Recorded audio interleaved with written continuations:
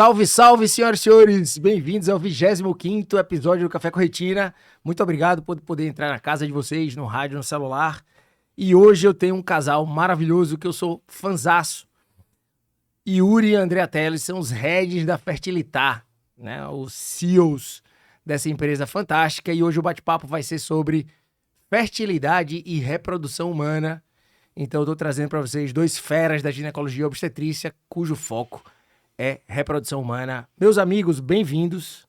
É um orgulho para mim ter vocês aqui. Eu sei que vocês são um casal que eu admiro demais como casal e como profissional ainda mais. Então, gostaria que vocês se apresentassem e dizer antecipadamente que eu sou muito feliz de tê-los aqui e sejam bem-vindos mais uma vez.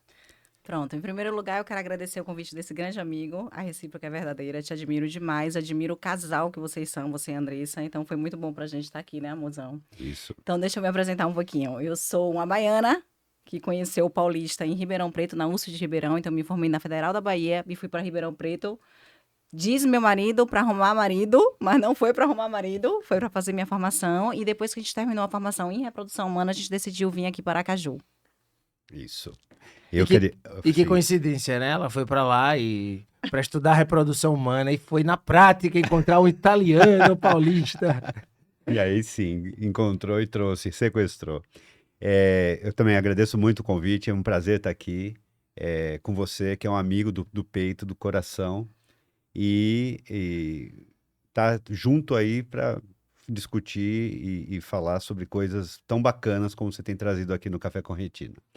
Eu sou paulista, estudei na USP de Ribeirão Preto, medicina, depois fiz ginecologia e obstetrícia lá, especialização em reprodução humana. No meio dessa jornada encontrei uma baiana que roubou meu coração e a gente combinou que viria para o Nordeste. A gente chegou aqui em Aracaju e fundamos a Fertilitar 15 anos atrás aqui em Aracaju. Então é uma data comemorativa, né? 15 anos. Junho, exatamente. Pô, perfeito. Então já temos uma razão, senhoras e senhores, para estarmos aqui conversando.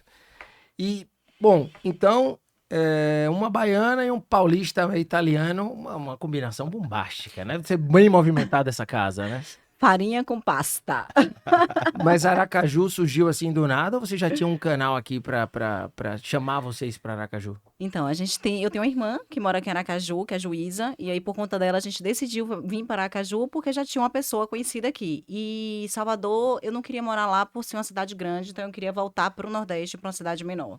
Na verdade a gente escolheu Aracaju, a gente foi conhecer algumas cidades do Nordeste, a combinação era morar no Nordeste, mas a gente adorou o clima de uma capital com ar de interior de Aracaju. A gente achou que a gente ia ter muita qualidade de vida aqui. E foi isso que nos trouxe aqui. Realmente, até hoje, a gente admira essa qualidade de Aracaju. Perfeito, meu amigo. Sejam muito bem-vindos, então.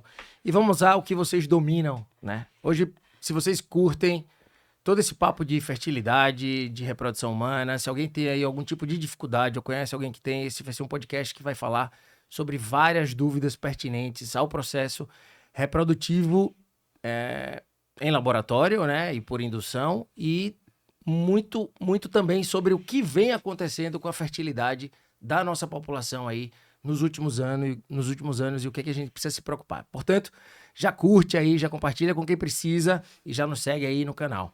Vamos embora, meu amigo. Então, eu vou lá para a primeira pergunta. Eu tinha separado o bloco sobre fertilidade, né? Sim. Então eu separei um pouco sobre fertilidade humana, sobre feminina, fertilidade masculina e um pouco falar sobre o casal. E a primeira coisa que eu queria perguntar para vocês, assim, no tocante à fertilidade humana mesmo, de uma forma geral, o que vem mudando ao longo dos anos? Isso tem piorado com hábitos ou com contextos do mundo atual? Ou seja, nossa população está ficando mais fértil, menos fértil, ou isso é lenda? Então, ela tá ficando menos fértil e a diminuição dessa fertilidade é no casal, é no homem e na mulher. Eu vou deixar marido para falar um pouquinho do homem e vou falar um pouquinho da mulher. A idade, né? A idade é o ponto-chave. Então, às vezes a paciente fala assim, eu não tenho nada, mas ela tá tentando engravidar aos 40 anos. Então, a idade dela já gera uma dificuldade maior de engravidar. Então, cada vez mais as mulheres têm feito o quê? Em vez de engravidar antes dos 35 anos, elas estão engravidando depois dos 35. E aí existe uma dificuldade, porque existe uma diminuição da qualidade desse óvulo. E aí existe mais risco também de ter doenças cromossômicas, de ter abortamento e dificuldade para engravidar mesmo. E no caso da mulher é um problema de time, no caso da da reprodução feminina, né? Time. Na verdade, o próprio cuidado da mulher em ser mais empoderada, em estar mais preocupada consigo e com sua profissão, tem dado um certo delay ao projeto do casamento e de filhos também, né? Até porque os óvulos, Bruno, eles já estão prontos dentro da barriga da gente, da mãe da gente. Então, quando a gente tem 3 meses de vida intrauterina, dentro da barriga da nossa mãe, a gente já tem o nosso número de óvulos, que é 7 milhões. Então, quando a gente nasce, já caiu para 2 milhões. E quando a gente começa a menstruar pela primeira vez, a gente já está com 500 mil óvulos. E a gente perde em torno de 500 a 1.000 óvulos por mês. Pra gerar umzinho. Para gerar umzinho. Então, é uma perda muito grande que repercute na idade e na dificuldade de engravidar depois dos 35. Ou seja, isso traz o primeiro alerta para a mulher, ok se você quer ter filhos com um projeto mais tardio, mas precisa se programar para isso. Exato. Perfeito? Precisa pensar em congelar óvulos. Perfeito. Vamos falar sobre isso um pouco depois, sem dar spoiler.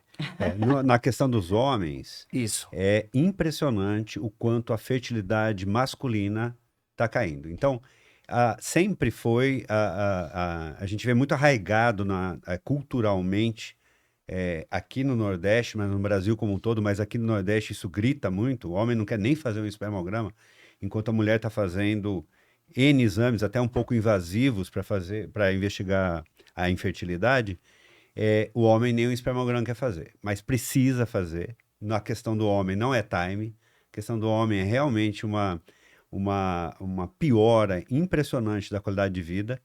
Então, tem um artigo publicado agora recentemente que em 45 anos, quer dizer, de 1973 para 1978, a gente tinha, na população geral, não é de infertilidade, o cara tinha 100 milhões de espermatozoides por ml em 73, em 2018 ele tem 50 milhões. Isso é já uma queda de 100%. Então não é um mito que o homem está perdendo sua fertilidade, é uma verdade. Uma grande verdade. Então, E provavelmente fatores ambientais, né? Fatores ambientais. Tem uma pesquisadora ambiental muito famosa, Shanna Shaw. Ela prevê, ela é tida como uma cavaleira do apocalipse, como se fosse o fim do mundo chegando. Mas em 2045, ela acha que metade dos homens serão azoospermicos, isto é, não terão espermatozoides. Então, o negócio é brutal, né? E quais os fatores principais para esse aspecto? Então, toda uma qualidade de vida caindo, mas, por exemplo, vamos citar um exemplo de um trabalho que saiu agora 1 semana atrás. Encontraram nos testículos de humanos e de cachorros microplásticos. No do humano tinha 3 vezes mais microplásticos do que no cachorro. Então os dois têm. Isso vem na tigela de água do cachorro, na nossa água que a gente compra engarrafada, nos nossos produtos embalados. Que são fragmentos de plástico mesmo. Polietileno. Polietileno e PVC, Perfeito. praticamente. E no homem tinha 3 vezes mais microplásticos, 300 microgramas por grama de testículo, de plástico dentro do testículo. Isso é só um exemplo para mostrar o quanto que os nossos hábitos alimentares, o quanto que as nossas escolhas, né, podem estar danificando, levando a danos celulares e, consequentemente, aí, a infertilidade masculina e também na feminina deve ter. Provavelmente, também, né? claro. É possível que o cortisol tenha um papel nisso, né? O estresse e o cortisol tenham algum papel nessa. Celular também, viu? Cuidados com celulares aí, os maridos, os homens que querem engravidar, o celular tem uma radiação que pode impactar também na produção espermática, isso já é comprovado por trabalhos também. O uso do celular perto do bolso. Sério isso? Tira Sério? o celular do bolso, tá querendo engravidar, tira do bolso, bota em outro lugar. Sim, tem vários trabalhos. Seguindo aí na pegada, que depois eu vou voltar para a mulher, André, mas seguindo na pegada da fertilidade masculina, reposição hoje abusiva da testosterona, que não é mais reposição, é um uso, no caso do paciente jovem que não teve filho ainda, é uso, não é reposição. E ciclismo, né? São duas que a gente fica lá entre mitos e verdades. Primeiro, testosterona, qual a sua opinião? A testosterona feita como reposição hormonal em dose baixa, se não inibir o eixo, pode ser que não atrapalhe a fertilidade. Mas a testosterona para ganho de massa muscular em doses habituais, né, prescritas, com certeza inibe o eixo hipotálamo hipofisário testicular e vai o testículo para de produzir a própria testosterona e para de produzir espermatozoides. Então, Pode entrar no processo de atrofia, então. o testículo com certeza atrofia e não vai ter espermatozoides. Então, isso é um dano reversível, pode levar de 6 meses a 2 anos para o eixo voltar a produzir, mas às vezes ele é irreversível, não volta. Então, casais que estão tentando engravidar, atenção homens, vocês não podem estar usando testosterona. Então, se você vai no endócrino queixando que quer aumentar a massa muscular, ou até com queixas mesmo de hipogonadismo, de canseira, de falta de libido, e está tentando engravidar, você tem que avisar o médico que você está tentando engravidar. Eles esquecem de avisar, e o médico vai lá e prescreve, e aí a gente pega com a azoospermia, né? Zerado. Zerado o espermograma. Espermograma zerado. Ciclismo, esse assunto me interessa bastante. Verdade ou mito? O ciclismo, ele é controverso. Na verdade, tem artigos, a gente não consegue ter uma verdade absoluta, mas o que é recomendado, se a gente for usar o bom senso, é que você não faça longos Treinos, né? treinos de ciclismo, o recomendado seria entre 1,5 e 2 horas de ciclismo, não passar disso, e em intensidade moderada. Então, tanto a intensidade pode levar, tem trabalhos mostrando oligospermia, quer dizer, diminuir o número de espermatozoides, quanto a duração do treino. Mas isso é por um tempo curto ali, né? Pós-treino. Ou se você ficar repetindo isso aí, pode Não, exatamente, por atividades de repetição. Então, você tem a compressão da próstata no selim, você tem a roupa que a gente utiliza, aumenta a temperatura do testículo. O testículo foi feito para trabalhar meio grau abaixo da nossa temperatura, por isso que ele não está no abdômen, por isso que ele migra do abdômen para a bolsa escrotal. Então, quando a gente usa as roupas de ciclismo que são necessárias para o nosso conforto, etc., a gente está trazendo o testículo para o abdômen, praticamente, né? Ele está ali.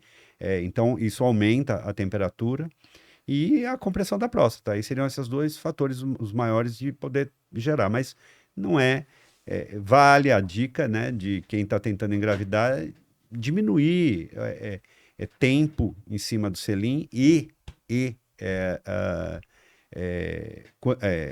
o estresse, né, da pedalada. Fazer algo mais leve, a intensidade, exato. A Perfeito. corrida também, tá? A corrida também, maratonista tem uma Mesma diminuição coisa, também da quantidade de mesma espermatozoides, pela produção de antirradicais livres, e aí você acaba tendo uma alteração do sêmen também. Sim. Ou seja, todo estresse oxidativo exagerado pode causar, então, uma baixa. Então, atenção, pessoal que está no processo, gosta de esporte, mas que está no processo de engravidar, já tem vários fatores como estresse, idade, um monte de fator que pode induzir a oligospermia e, de repente, as atividades físicas muito extenuantes podem também trazer para vocês algum nível de ajuda nesse processo da oligospermia. Ainda sobre os homens, Yuri, hoje os homens estão cada vez mais vaidosos, né? E eles têm começado a se preocupar um pouco com esse lance, por exemplo, de cabelo, né? Sim. E tem feito alguns inibidores de uso de testosterona, bloqueadores de testosterona periférica, por exemplo, a finasterida. Certo? Isso também é um processo que é contraindicado nesse processo de pensamento de engravidar? A finasterida já é bem estudado, está bem publicado, já é uma verdade absoluta, ela reduz a níveis importantes a concentração dos espermatozoides, levando a uma oligospermia severa. É reversível para a finasterida, reverte bem mais rápido do que o uso de esteroides anabolizantes, mas tem que estar ligado, né? Tá querendo engravidar, não pode estar usando a finasterida. Provavelmente vai ter abalo no fazer uma oligospermia. Ou seja, no mundo de hoje, que a gente não está mais focado na reprodução, né? Ela acontece, mas as pessoas estão menos focadas na reprodução. Antigamente se tinham 5, 10, 15 filhos. Hoje você tem 2 na marra, né? E a impressão que dá é que como você está dando um delay, ou seja, um atraso a esse processo, tem uma série de outros fatores da vida moderna que estão interferindo e que você precisa...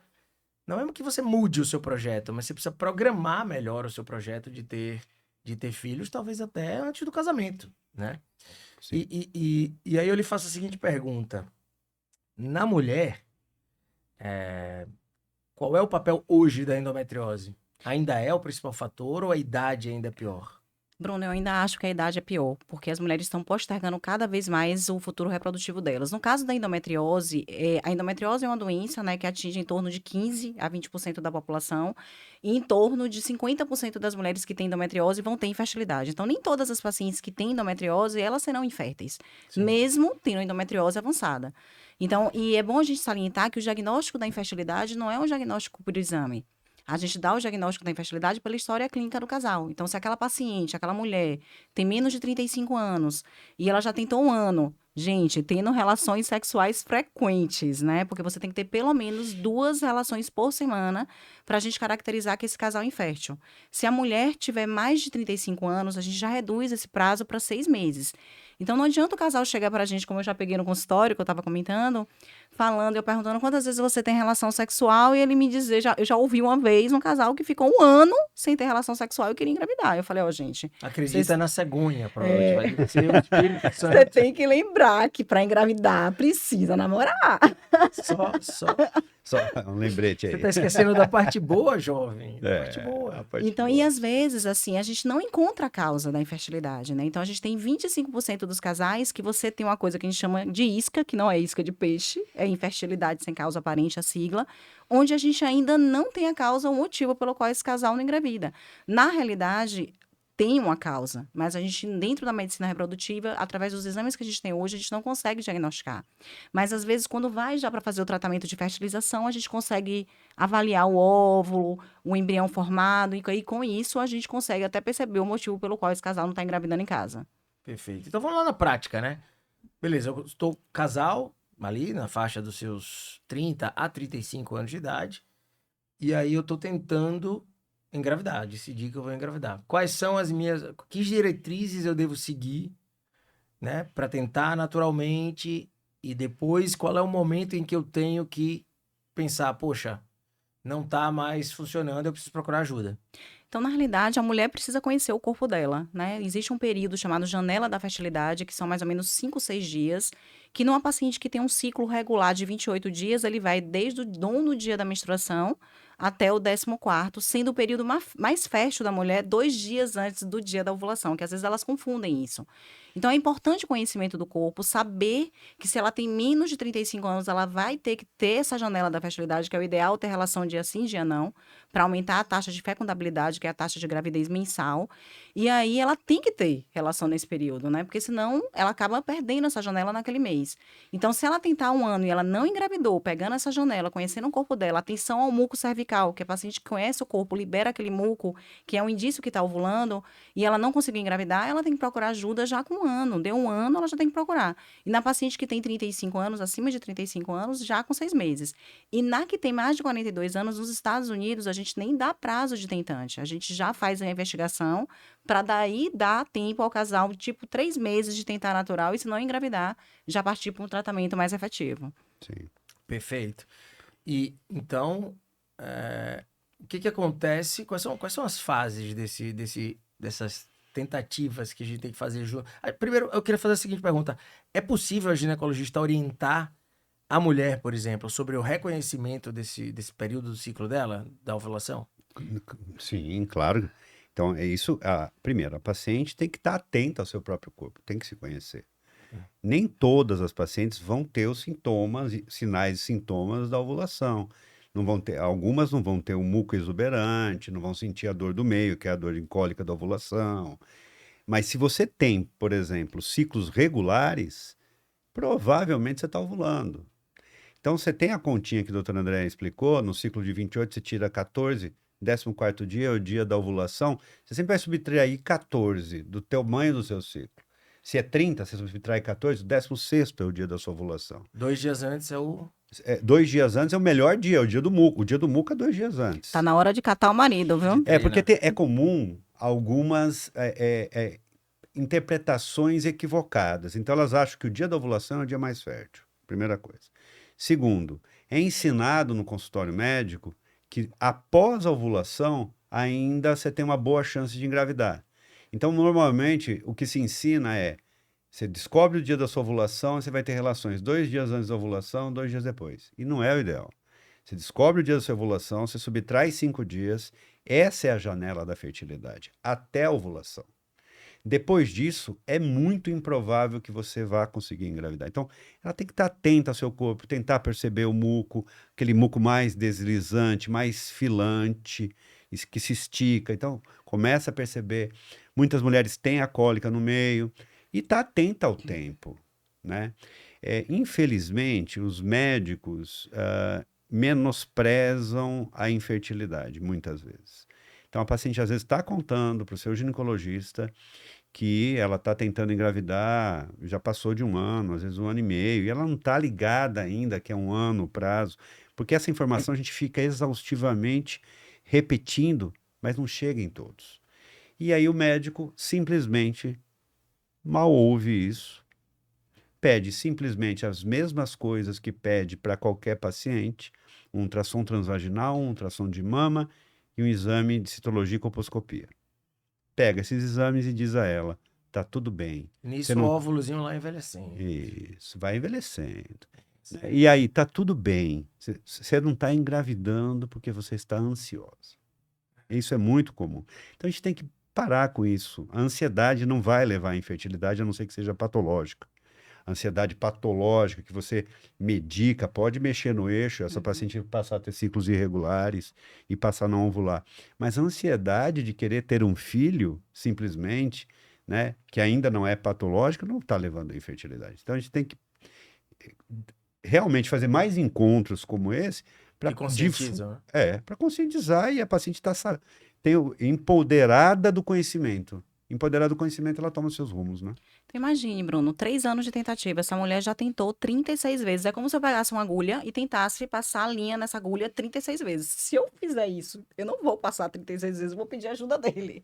Então, assim, a gente tem que ficar atenta ao tempo, porque a idade da mulher é importante, mas o tempo de fertilidade também é importante. Quando a gente tem um tempo de fertilidade maior que 3 anos, a chance no 4º ano dessa mulher engravidar sem ter nada, se ela não tiver nenhuma causa, se a gente investigar e não tiver nenhuma causa, é de 12% ao ano. Se ela tiver endometriose, é de 3% ao ano. Então, a gente tem que ser muito ativo. Ou seja, a mensagem é sejam atentas ao seu corpo e não vacilem, né? Se vocês percebem que junta corpo com tentativas que são frustradas, com idade, e não está funcionando, procure a orientação de um especialista de reprodução humana. Mas aí, vamos seguir. Eu acho que é o seguinte... O que eu tenho de modalidade de tratamento? Ainda se faz algum tipo de indução apenas medicamentosa dessa fertilidade ou vocês já partem direto para a reprodução assistida? Ou depende, caso a caso, como funciona isso? Eu brinco com as pacientes que a gente é considerado um bicho-papão. O médico infertileuta é o bicho-papão. Elas morrem de medo de ir pra gente achando que a gente vai indicar fertilização in vitro para todas as pacientes. E não funciona por aí. A gente tem, na realidade, 3 modalidades de tratamento. O coito programado, que é o namoro programado, que é exatamente o uso de indutores de ovulação para esse casal namorar em casa numa data específica, ele tem uma indicação precisa. Então, geralmente, são pacientes que têm SOP, que é síndrome dos ovários policísticos, ou seja, é aquela paciente que, num ano, menstrua 2, 3, 4 vezes. Então, essa paciente, ela não ovula. Então, o uso do indutor de ovulação, que é o coito programado, ela só tem indicação quando a paciente é anovuladora. Porque quando a gente vê os trabalhos, os guidelines mostram que se a gente faz o coito programado na paciente que ovula, é a mesma chance que ela estaria sem fazer nada. Então, nessa paciente, ela não está indicada fazer o coito programado. Além dela, tem a inseminação intrauterina e a fertilização in vitro também, que são outros passos, né? A inseminação intrauterina é como se fosse uma relação plus, eu digo. Assim, aumentar um pouco a chance de uma relação sexual. Então, uma mulher com menos de 35 anos tem 20% de chance, se tiver tudo bem com ela, de engravidar em casa. A inseminação, depois de 1 ano, ela teria 90% de chance de ter engravidado, por isso que é infertilidade. Passou de 1 ano, ela já não tem mais os 20, ela não está entregando mais 20. Tá. Então, a inseminação intrauterina, a ideia é que ela volte a ter em torno de 20%. Então, é um tratamento bem básico ainda, que você induz ovulação, pode ser só com remédios orais e injetáveis, ou com tudo injetável. Você escolhe o melhor modelo, controla, como no coito programado, o crescimento dos folículos com ultrassom. A ideia é que você tenha nos 2 tratamentos, tanto no coito programado quanto na inseminação, de 1 a 3 folículos, porque senão ela pode sair com quadrigêmeos, né? Sim. Quíntuplos, etc. Se passar de 3, você vai suspender o ciclo. E quando ela estiver ovulando, você usa um remédio para fazer o gatilho da ovulação e você programa com horas contadas quando que esse sêmen vai ser preparado em laboratório e colocado dentro do útero. Então, é feita uma preparação, a gente consegue pegar os espermatozoides mais rápidos do casal, bota no catéter e insemina dentro do útero. Então, esse catéter é inserido pelo colo do útero, dentro do útero, o que vai aumentar, vai tirar, vai melhorar em relação à relação em casa, alguns fatores. Por exemplo, você sabe de fato que está ovulando, porque você fez o gatilho, você passa o colo do útero onde pode ter um muco hostil, você não vai ter contato com a vagina, que pode estar com um pH descontrolado. Então você consegue melhorar um pouco isso. Basicamente, você pega o espermatozoide, bota no avião, cruza a floresta amazônica inteira Isso. e entrega ele lá no ponto X da questão. No ponto X da questão. Lá dentro do outro. Foi Pra bom ele você se falar. encontrar, né? Foi bom você falar isso, Bruno, porque todo mundo pensa, eu brinco, todo mundo pensa que engravidar é fácil, né? Quando você não quer, é fácil. Ou quando você é muito jovem, é fácil. Mas para engravidar é todo um processo, porque o óvulo só dura 24 horas, o espermatozoide dura 72 horas. Quando a mulher está no período fértil, esse espermatozoide, pense, tem que ser ejaculado dentro da vagina, tem que dentro da vagina entrar no orifício do colo, percorrer o canal do colo, percorrer o útero, chegar até a trompa, que eu digo que é a ponte dos namorados, para achar o óvulo lá e aí fecundar esse óvulo, para esse óvulo migrar para dentro do fecundado, já virando embrião, migrar para dentro do útero. Então é um processo complexo. complexo. É Não é impressionante você entender, com toda essa dificuldade, o mundo ainda tem idiotas, né? Com tanta seleção. Porque não é possível, é muita seleção e o cara ainda é um desorientado. Beleza, então aí Esses são os entra tratamentos ali. mais básicos, né? Tá. Então, eu acho que é isso que você... Será? Não, tem que sempre, vou lá para Dr. Yuri, Dr. André, ou qualquer outro especialista de reprodução, e eles vão me indicar, só não vou porque eles só falam em fertilização in vitro, que é o topo, que a gente deve falar dela, né? Sim. Mas não, muitas vezes eu fico tão feliz de não indicar nada para um casal que está só realmente angustiado e conhecendo as regras do jogo, que é 1 ano, ou depois dos 35 são 6 meses, e que conhece, sabe que está ovulando, etc., mas não está acontecendo, e acaba indo lá um pouco antes das Você regras. ajusta o timing do casal e às vezes resolve. Resolve, fala, rapaz, olha, vamos investigar? Vamos investigar. Investiga, não encontra nada, Lauri. Vocês têm ainda mais tantos meses para você ser chamado de infértil, né? Um casal que está com dificuldade de engravidar. A gente não tem nenhum problema se a gente prorrogar mais 3, 5, 6 meses aí de tentativas, desde que a gente combine aqui um prazo para que vocês, se não conseguirem, estarem aqui de novo. O que não pode é perder esse time, né? E vamos seguir, mas aí chegamos, então tudo deu errado por enquanto, e aí vamos então para a fertilização in vitro, né? O que acontece? O que esse casal precisa se preparar e saber o que vai acontecer? Então, tem algumas indicações da fertilização in vitro. A endometriose avançada é uma das indicações, porque pense, na endometriose a pelve está inflamada. Então, eu preciso tirar o espermatozoide e o óvulo daquele ambiente inflamado. Então, uma das formas de fazer com que aquele casal engravide é fazer a fertilização in vitro, porque o óvulo e o espermatozoide vão se encontrar numa placa de vidro. Então, fator tubário, por exemplo, aquela paciente que se arrependeu, fez uma laqueadura, né, já tem filhos e agora quer engravidar de novo, é a fertilização. Fatores masculinos, como, por exemplo, uma zoospermia severa, que a gente consegue tirar a espermatozoide do testículo dele para fazer o tratamento, também é uma indicação. E na fertilização in vitro, o processo é muito rápido, né? Porque a gente, às vezes, se espanta, ai, meu Deus, é complexo, como é que é, doutora Andréa, me explica. Mas, assim, hoje a gente tem um protocolo, a gente brinca, né, amor, que é um protocolo amigo de estimulação ovariana, porque antigamente a mulher tinha que se picar todos os dias com injeção, e hoje a gente tem uma injeção que fica no corpo 7 dias. Então, a duração da estimulação ovariana gira em torno de 11 dias. Ela já vai estar fazendo a coleta de óvulos, que é um procedimento sedada. E depois da coleta de óvulos, o processo é seletivo dos espermatozoides, por isso que a gente brinca, ó, vai ser escolhido aquele espermatozoide bonitão, né, que tem maior potencial de virar um embrião, né, ao fecundar o óvulo. E aí a gente faz o encontro dos dois, com o auxílio de uma agulha. Porque hoje a gente não faz mais a FIV convencional. A gente faz, já tem mais de 20 anos, a ICSI, que é um procedimento mais complexo. Que é aquela imagem bonita do óvulo sendo perfurado pela agulhinha e jogando lá. Isso, que é um processo seletivo, né? A gente consegue identificar o espermatozoide com a morfologia mais perfeita, que a gente não consiga fazer isso na FIV convencional, escolhe o espermatozoide melhor, e aí coloca dentro do óvulo. A medicina reprodutiva avançou muito, Bruno, porque às vezes ela é indicada até para um casal que não é infértil.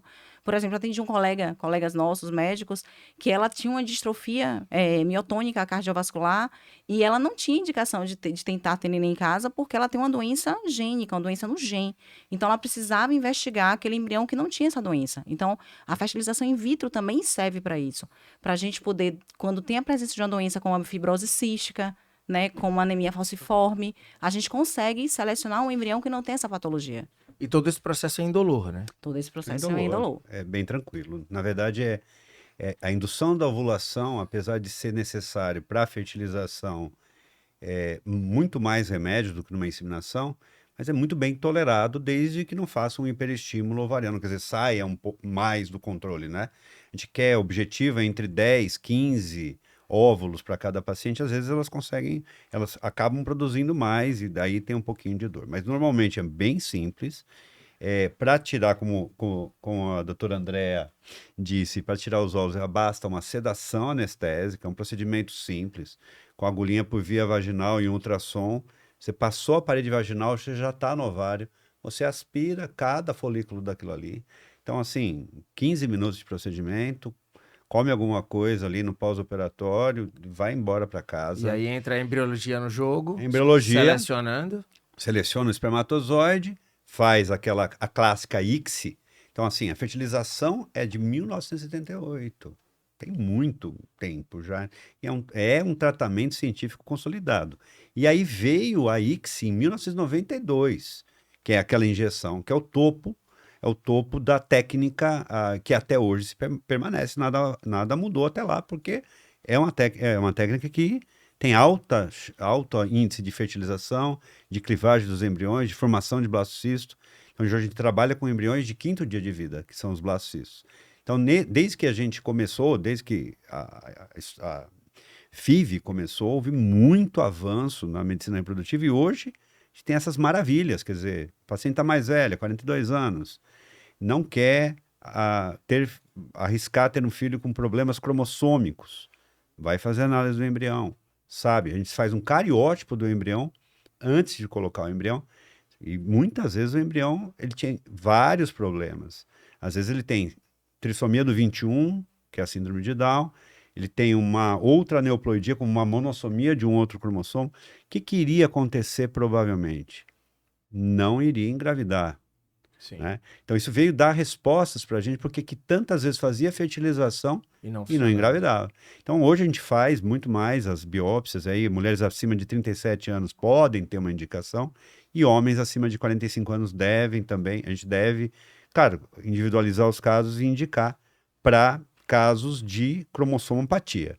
E como ela falou, a Andrea falou, maravilhoso você ter a opção de ter uma doença gênica familiar e tirar essa doença gênica, né, do jogo. Do jogo. Da possibilidade de acontecer. E, além disso, sempre é feito também do cromossomo. Então, primeiro, vai saber se é saudável, euploide ou não, saudável ou não, e se tem a doença ou não. Então, Perfeito. isso dá muitos benefícios para o casal. Eu vou voltar nesse assunto depois um pouquinho, quando a gente falar sobre algumas coisas, questões éticas, né? Mas, bom, vamos lá. Então, falamos dessas modalidades, e aí eu tenho uma situação hipotética. Eu sou jovem, estou ali entre 30 e 35 anos, ou não casei ainda e sou mulher, ou fui diagnosticada com um câncer ou com uma doença autoimune, vou precisar fazer algum tratamento muito, muito, muito radical.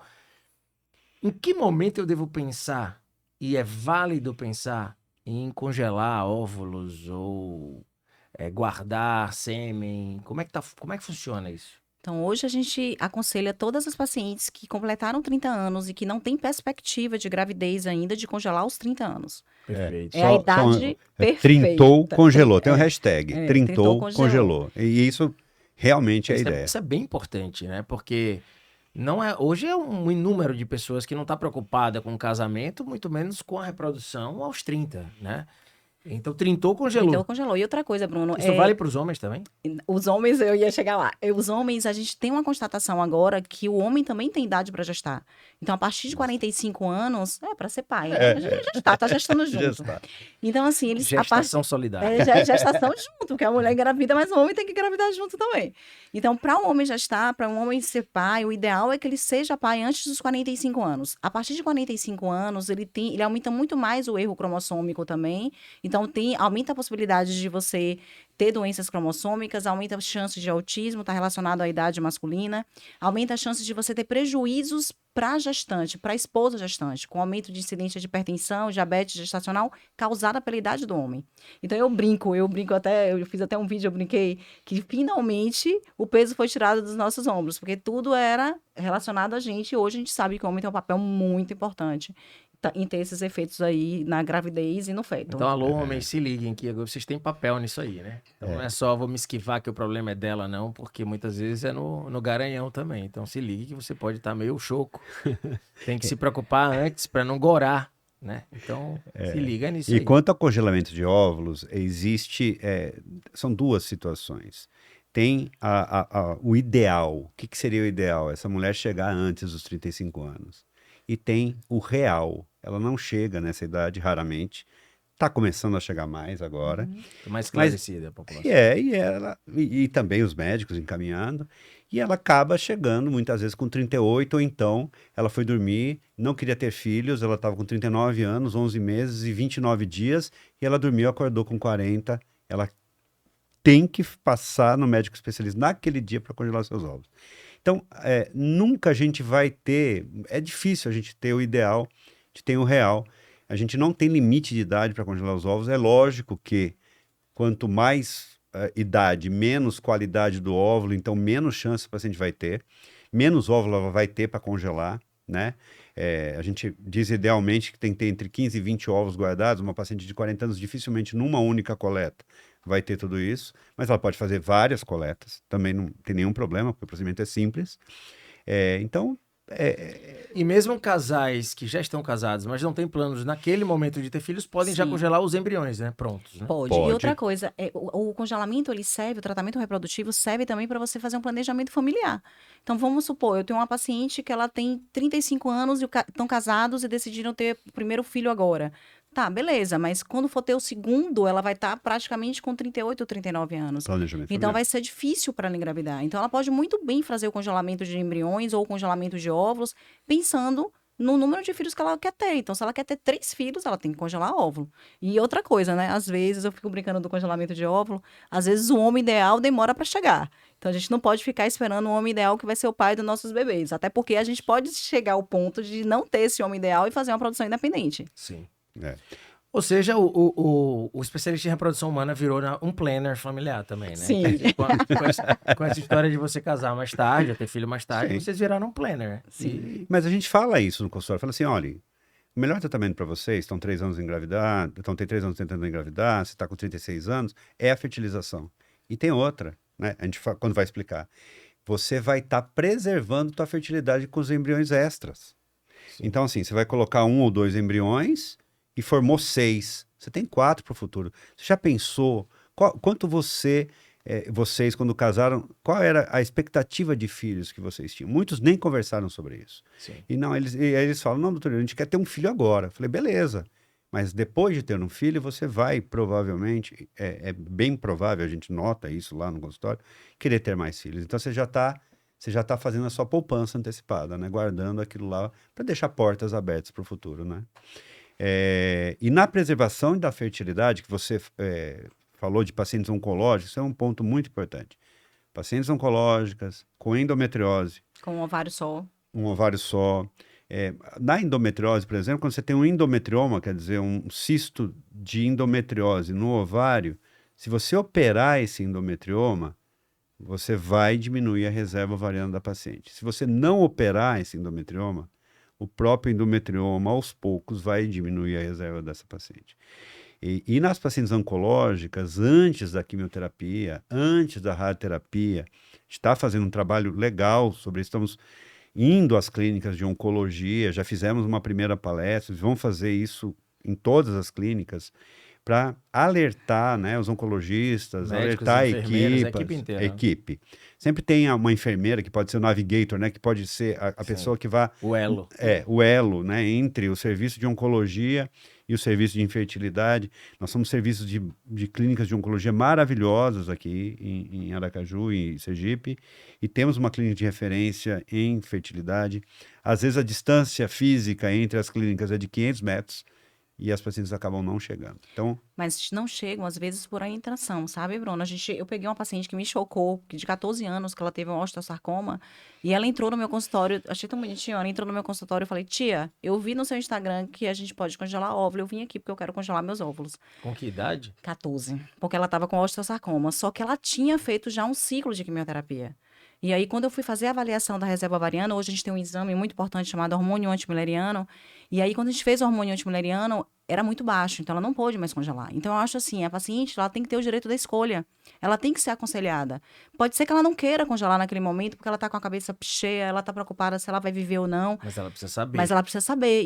E o conhecimento dá a ela esse poder da escolha, né? Porque hoje a maioria das pacientes tem uma sobrevida de mais de 90%, né, de tratamento oncológico. E vai querer ser mãe. E vai querer ser mãe, ela vai querer completar a vida dela. Então isso é importantíssimo, né? Então, se você tem esse tipo de diagnóstico, por mais que sua cabeça esteja um turbilhão, é importante que você se lembre disso. E ainda tome sua providência necessária numa clínica de reprodução, porque você tem 90% de chance de ser curada. Né? Então, você vai querer realizar o sonho de ser mãe. E homens É. também, tá? E E homens homens eu também. brinco, que é muito mais fácil, porque o homem vai fazer o quê? Eu chamo que é uma gracinha. O homem só vai fazer uma gracinha lá na clínica. Na realidade, 3 gracinhas, porque a gente faz, mas geralmente 3 coletas com intervalo a de cada 2 48 dias, horas. E aí ele vai congelar o sêmen dele e ele vai poder ser pai no futuro. Por exemplo, homens com linfoma ou com qualquer outro tipo de câncer que vão ser submetidos à quimioterapia, eles têm que ser orientados também, porque é muito rápido, é uma gracinha, tá Só resolvido o precisa de problema. uma mão e um X-Video. Né? É, A só. borboleta vai ficar brava de dizer que só precisa do X-Video.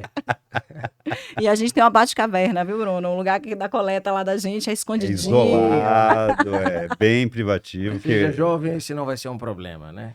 Isso. Bom, vamos lá. Polêmicas éticas atuais, meus amigos. O que pode e o que ainda não pode no contexto da reprodução assistida, né? Eu me lembro do clone, né? Tinha aquela história de Sim, selecionar, fazer um cara idêntico isso ao não outro. pode.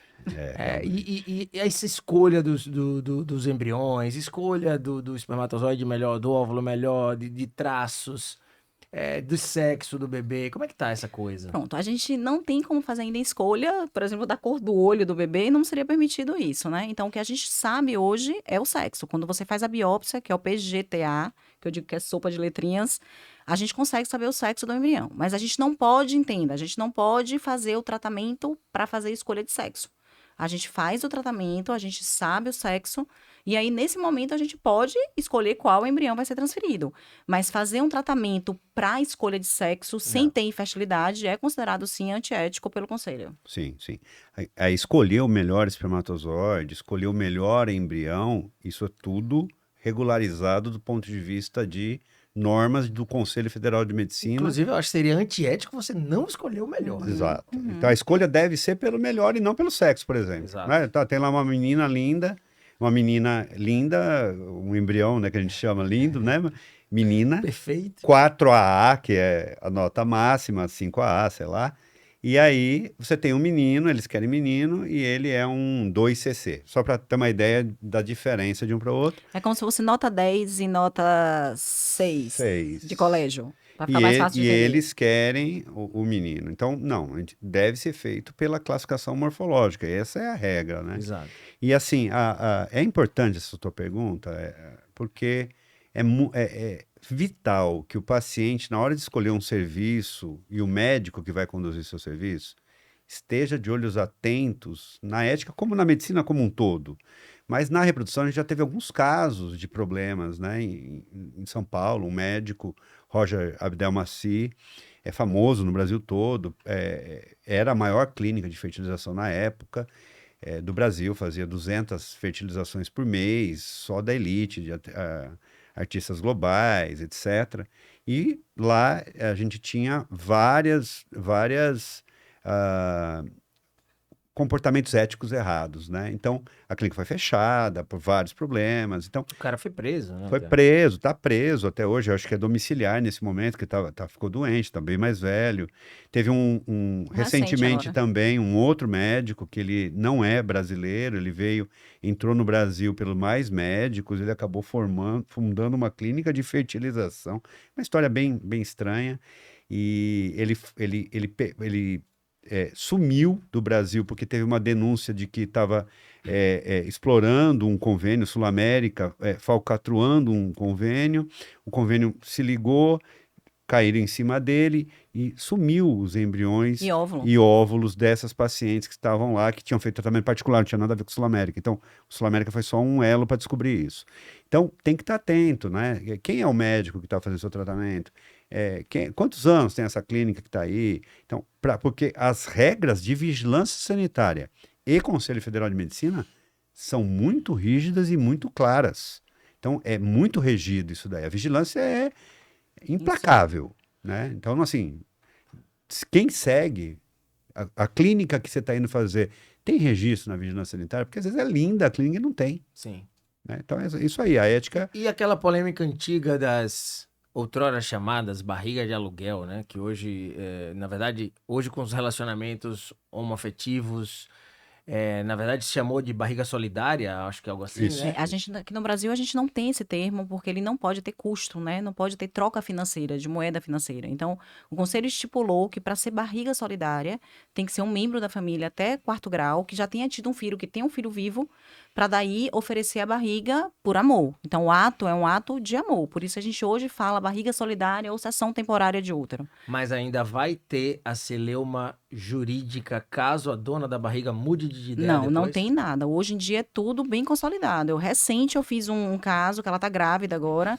A tia dela não tinha útero, ela precisou fazer uma histerectomia e a sobrinha dela tá gestando para a tia. Então isso já é consolidado com os contratos da clínica, você consegue registrar a criança sem ter que ter nenhuma medida judicial, desde que esteja tudo dentro de uma clínica de reprodução humana. Porque é muito comum, Bruno, e tem que ter atenção, são os casais homoafetivos femininos. Por exemplo, às vezes, em vez de procurar uma clínica de reprodução humana, elas pegam sêmen de um amigo ou até de um desconhecido e colocam em uma delas. E aí, com isso, o que que acaba acontecendo? Esse cara pode depois querer ser pai dessa criança, né? E quando um casal homoafetivo feminino faz o tratamento, elas conseguem registrar essa criança com o nome das duas, porque tá tudo já Das duas certinho, mães. sem nenhuma parte burocrática, entende? Então Ou tem que ter seja, a cuidado. dona da barriga solidária não vai mais ter direito, uma vez que ela assinou lá. Nenhum. Não tem direito nenhum. Tem que ser por amor de verdade e irrevogável. Irrevogável.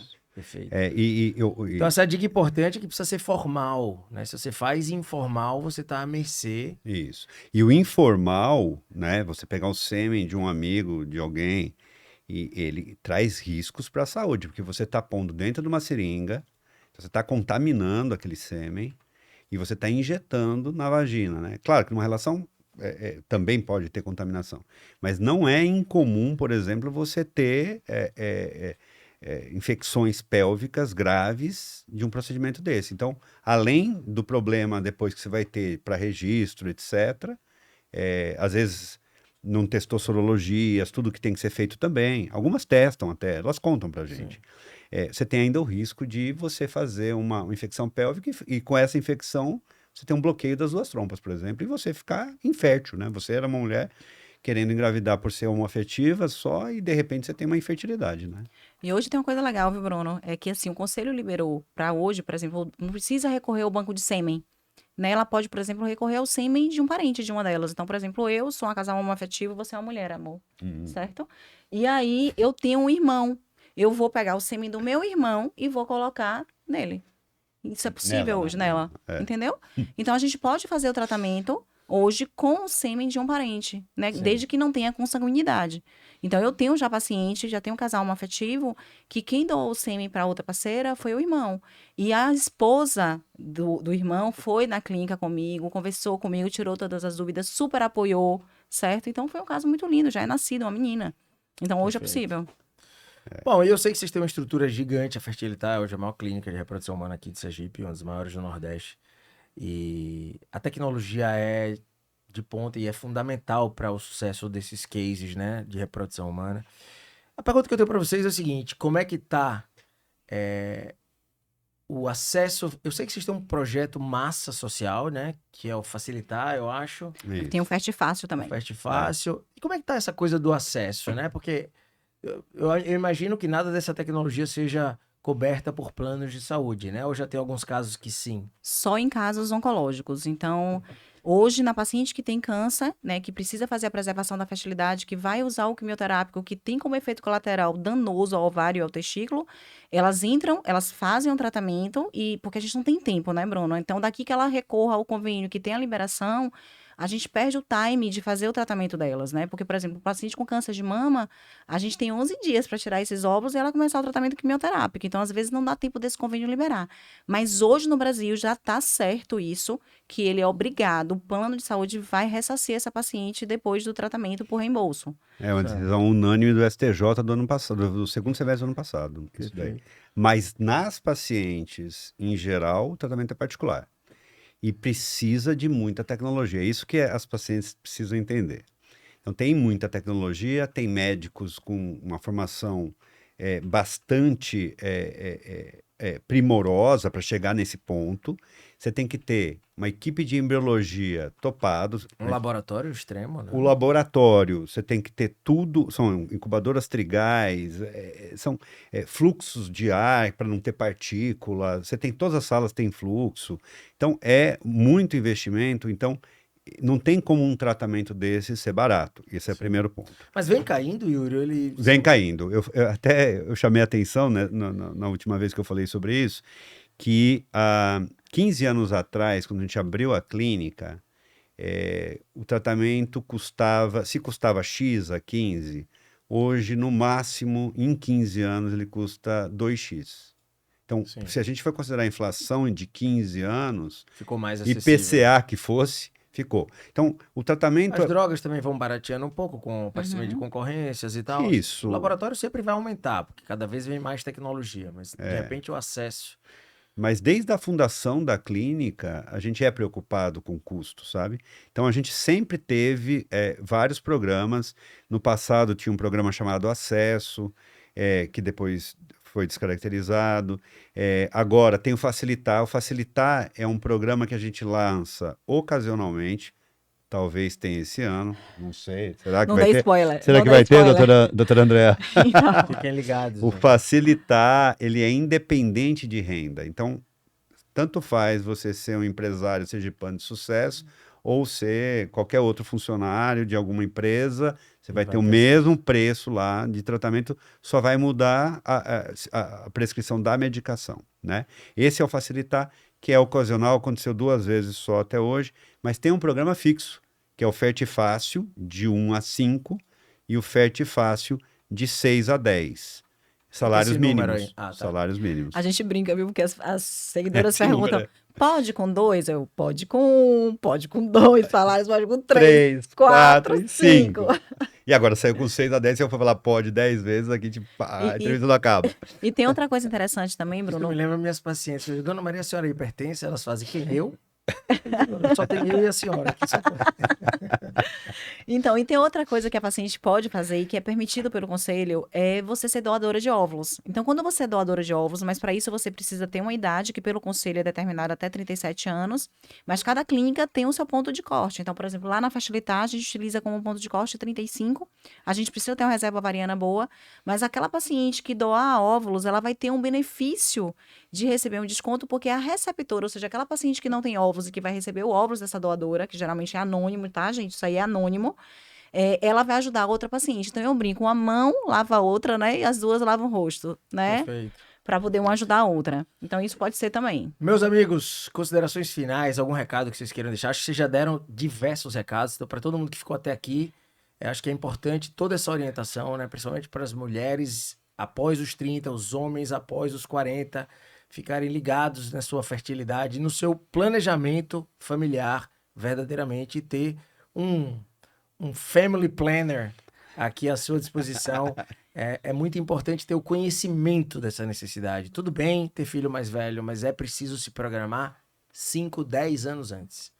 algumas considerações finais, fiquem à vontade. O meu recado é só, atenção à idade feminina e a do homem também hoje, e o tempo que vocês estão tentando engravidar, porque o tempo pra gente é precioso.